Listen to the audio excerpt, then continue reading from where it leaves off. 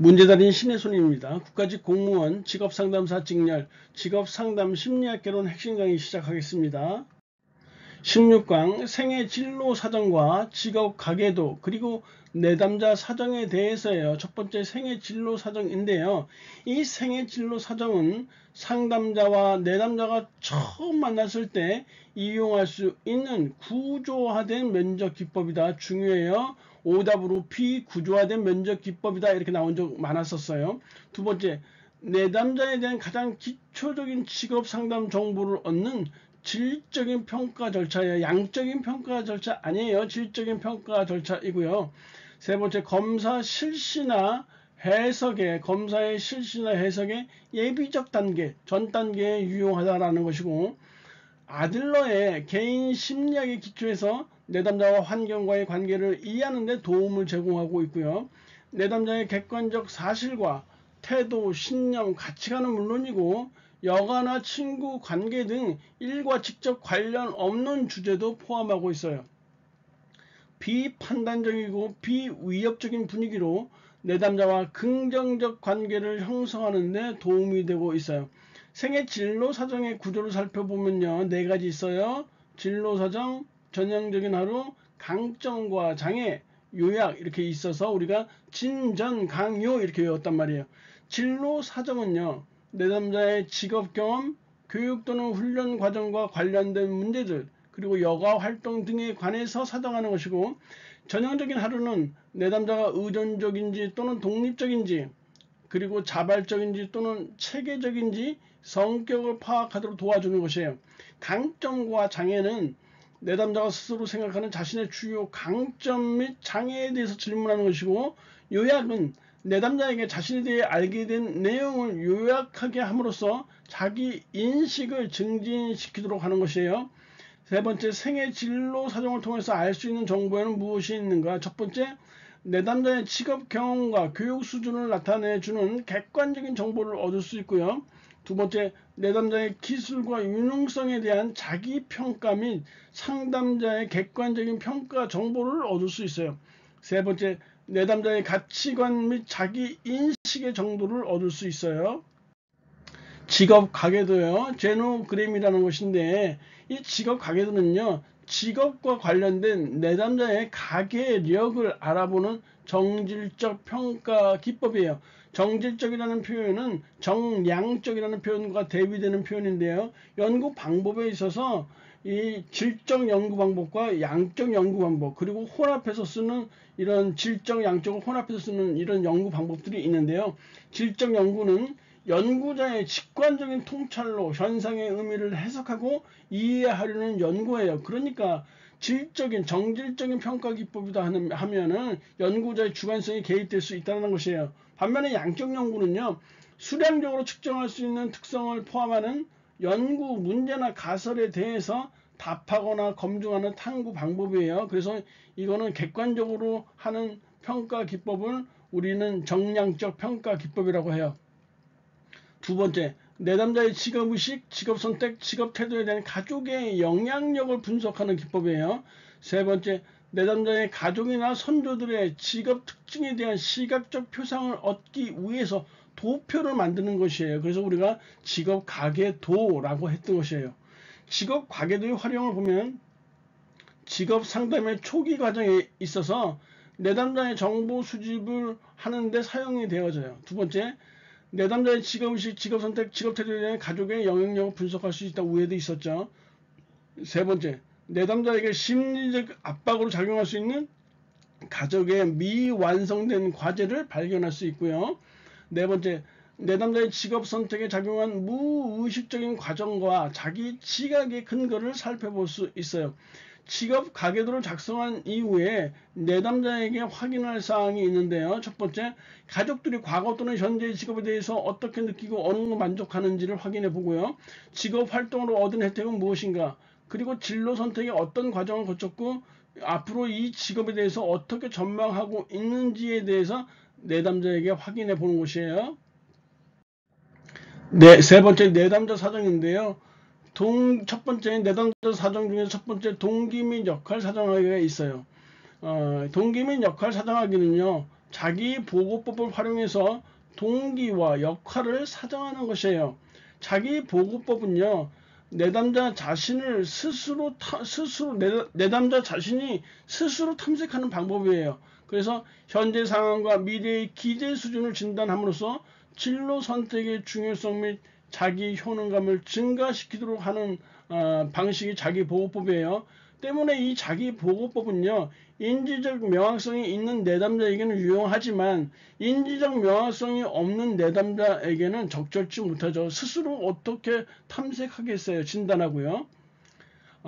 두 번째, 내담자가 성공에 대해서 낮은 동기를 갖고 있다면 어떻게 대처해야 하는가? 진로 선택에 대한 중요성을 증가시켜야 되고요. 좋은 선택을 할 수 있는 자기 효능감 역시 증가시켜야 되고, 기대의 결과를 이끌어낼 수 있는 것에 대한 확신을 증가시켜야 되고, 상담 결과를 최대화하기 위해서 내담자가 충분히 노력했는지 확인하는 그런 기준을 증가시켜야 돼요. 상호 역할 관계 사정인데요. 이 역할 사정은요, 어떤 역할들이 서로 보완적인지 아니면 서로 부딪히고 있는지를 확인하는 것이에요. 작업을 방해하는 역할들을 결정하고요. 부정적인 작업 결과를 보상하는 역할들을 찾아내는 것이에요. 그리고 현재나 미래에 보완된 역할들을 결정하는 것을 목표로 하고 있어요. 사정 방법에는 세 가지가 있어요. 질문을 통해 사정하기, 동그라미로 역할관계 그리기, 그리고 생애 계획 연습으로 전환하기 있는데, 질문을 통해 사정하기는 다음과 같은 네 가지 방식이 있어요. 내담자가 개입하고 있는 생애 역할들을 나열하고요. 각각의 역할에 소요되는 시간의 양을 추정해요. 그리고 내담자의 가치들을 이용해서 이것에 대한 순위를 정하고요. 생애 역할의 순위 정하는 것이에요. 그 다음에 상충적, 부상적, 보완적 역할들을 찾아내는 이 네 가지 방식이 질문을 통해서 사정하기에 해당돼요.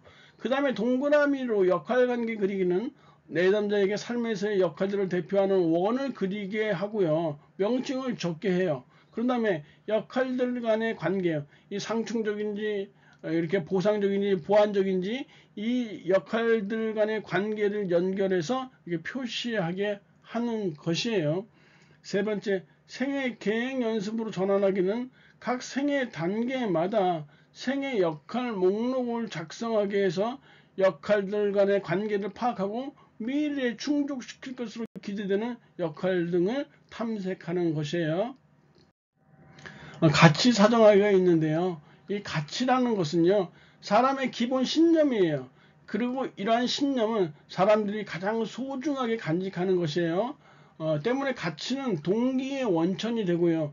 개인적인 충족의 근거가 돼요. 또한 가치는 인간의 행동을 결정하는 중요한 역할을 하게 되는 것이죠. 이 가치 사정하기의 용도는요, 내담자의 자기 인식을 증진시키고요. 현재 직업의 불만족 근거를 확인해요.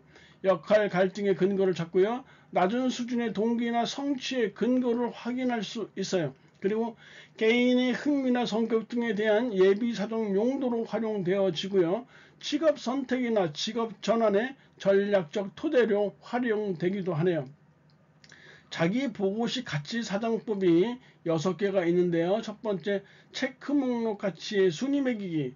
두 번째, 과거의 선택 회상하기, 절정 경험 조사하기, 자유시간과 금전의 사용, 백일 목말하기, 존경하는 사람 기술하기. 그래서 우리가 외울 때 이렇게 3개씩 끊었죠. 최과절, 자백존, 자기보고식 가치사정법, 최과절, 자백존. 체크 목록 가치의 순위 매기기는 체크 목록에 중요한 가치에는 플러스 표시를 하고요. 그렇지 않은 가치엔 마이너스 표시를 해서 순서를 매기는 것이에요. 과거의 선택 회상하기 위해서는 직업 선택, 여가 선택 등 과거의 경험을 조사하고 선택 기준을 파악하는 것이고, 절정 경험 조사하기는 자신이 체험했던 최고의 경험을 상상하도록 하고 그것을 말하게 하는 것이에요. 자유시간과 금전의 사용은 자신에게 자유시간과 금전이 주어지는 경우 쓸 곳을 조사하게 하는 것이고, 백일몽 말하기는 자신의 환상으로서의 그 백일몽을 이야기하도록 하는 것이에요. 존경하는 사람 기술하기는 자신이 존경하는 사람들이 누구인지 제시하도록 하는 것이에요. 흥미 사정하기는요, 개인이 하고 싶어 하는 것이나 즐기고 좋아하는 것의 지표를 말하는 것이에요. 그래서 흥미사정의 목적이요. 시험에 여러 차례 나왔었는데 여가선호와 직업선호 구별하기, 자기인식 발전시키기, 직업탄색 조장하기, 직업대안 규명하기, 그리고 직업상 교육상 불만족 원인 규명하기 해서 흥미사정의 목적은 여자 직직직 이렇게 외웠단 말이죠. 여가선호와 직업선호 구별하기, 자기인식 발전시키기, 직업탐색 조장하기, 직업대안 규명하기, 직업상 교육상 불만족 원인 규명하기. 그래서 여자 직직직 해서 이 세 개, 직직직이 3개 나오니까 요것만 잘 구분하시라고 했었죠. 직업탐색 조장하기, 직업대안 규명하기, 직업상 교육상 불만족 원인 규명하기. 이렇게 잘 외워두시기 바라고요. 수퍼의 흥미사정 기법이 있어요. 흥미사정의 목적이었고요. 흥미사정의 기법이에요. 특히 수퍼의 흥미사정 기법은 표조조예요. 표현된 흥미, 조작된 흥미, 조사된 흥미. 표현된 흥미는 내담자에게 직업에 대해서 좋고 싫음을 묻는 질문을 하는 것이고, 조작된 흥미는 활동에 대해서 질문을 하거나 활동에 참여한 사람들이 어떻게 시간을 보내는지를 관찰하는 것이에요. 조사된 흥미는 다양한 활동에 대해서 좋고 싫음을 묻는 표준화된 검사를 통해서 흥미를 파악하는 것이에요. 이 수퍼의 흥미사정 기법이 있고요. 그리고 일반 흥미사정 기법이 있는데 흔히 시험에는 요 3개만 많이 나왔었어요. 그래서 흥직직 이렇게 쓰면 되는데 하나 더 추가되어 있죠. 작업 경험 분석이라고 하나 더 있어요. 그래서 첫 번째 흥미평가 기법은 종이에 쓰여진 알파벳에 따라서 흥미거리를 기입하기 위해서 내담자의 흥미를 사정하는 기법이고요. 직업선호도 검사는 홀랜드의 흥미 유형과 연관 지어서 내담자의 흥미를 사정하는 것이에요. 직업카드 분류법은요. 직업 선택의 동기를 알아보기 위해서 직업카드를 선호군, 혐오군, 미결정, 중성군으로 분류하도록 하는 것이고, 작업 경험 분석은요. 내담자가 과거에 경험했던 작업들을 분석해서 직업 관련 선호도를 찾아내는 기법을 작업 경험 분석이라고 해요. 그래서 일반 흥미사정 기법은 흥직직, 거기에 작업 경험 분석 하나 추가하시면 되겠네요. 성격 사정하기가 있어요. 성격은요. 직업 선택과 직업 적응에 있어서 아주 핵심적인 변수에 해당되는 것이에요. 성격 사정의 목표를 살펴보면요. 자기인식을 증진시킬 수 있고요. 선호하는 일과 역할, 작업 기능, 작업 환경 등을 확인할 수 있어요. 그리고 이 작업 불만족의 근원을 확인할 수 있다는 것이 성격 사정의 목표예요. 홀랜드에 6가지 모형이 있는데요. 현실형, 탐구형, 예술형, 사회형, 진취형, 관습형에서 현탐의 사진관 이렇게 배웠단 말이죠. 누구네 사진관? 현탐의 사진관. 현실형은요. 실제적이고 현장에서 하는 일을 선호하지만 사회성은 좀 떨어지는. 탐구형은 과학적이고 탐구활동을 선호하지만 지도력이 좀 부족하고요. 예술형은 심미적이고 창조적인 활동을 선호하지만 규범적 성향, 어디 매여있는 거 싫어하잖아요. 예술하는 사람들은요. 사회형은 이타적이고 봉사활동을 선호하지만 기계적인 활동 능력이 부족한 사람이에요. 진취형은 진취적이고 적극적인 활동을 선호하지만 체계적인 활동 능력은 부족한 사람들이에요. 관습형은 꼼꼼하고 질서 정연한 일을 선호하지만 융통성이 부족한 사람들을 얘기해요. 뭐 사서라든지 회계사 이런 사람들이죠. 마이어스 브릭스의 성격 유형 검사라고 해서 MBTI라고 우리가 많이 부르고 있죠. 최근에 젊은이들 사이에서 이 MBTI를 따지는 게 많이 유행해요. 우리 어렸을 때는 뭐 성격, 뭐 혈액형 같은 거 많이 따졌는데요. 이 마이어스 브릭스의 성격 유형 검사 MBTI는요, 융의 분석 심리학에 의한 심리 유형론을 바탕으로 개발된 성격 검사고요. 직업 상담에서 활용 가능한 자기 보고식의 강제 선택 검사이며 객관적 검사예요. 직업적 대안을 창출하고 양립할 수 있는 직업 장면을 찾기 위해 사용되어지고요. 직업 불만족의 원인을 탐색하기 위한 용도로도 이렇게 사용이 되어져요. 성격의 4가지 양극 차원으로 피검자를 분류하게 되는데 MBTI의 4가지 선호지표를 한번 볼게요. 세상을 대하는 일반적인 태도를 기준으로 해서 외향형과 내향형으로 나누어지게 돼요. 외향형은 당연히 사람과 사건 등 외부 세계에 관심이 있는 것이고 내행은 내부 세계에 관심이 있겠죠. 그리고 정보를 지각하고 수집하는 과정을 기준으로 해서 감각형과 직관형으로 나눠져요. 즉 감각을 통해서 정보를 수집하고 사실과 자료에 초점을 두는가, 아니면 직관형은 직관을 거친 개연성과 육감에 초점을 두는가, 이렇게 따져보는 것이죠. 그리고 판단의 기능에 따라서도 사고형과 감정형으로 나눠져요. 즉 논리와 이성에 따라서 정보를 평가하는가, 아니면 개인의 가치에 따라서 다른 사람에 대한 영향을 고려하면서 평가하는가 라는 것이죠. 마지막으로 생활 양식이나 또는 이행 양식에 따라서 판단형과 인식형으로 나눠지게 되는데요. 판단형은요, 이를 종결하기 위해 신속하고 확고한 의사결정을 하는가, 아니면 정보를 더 수집하기 위해서 의사결정을 미루는가 따져보는 것이에요.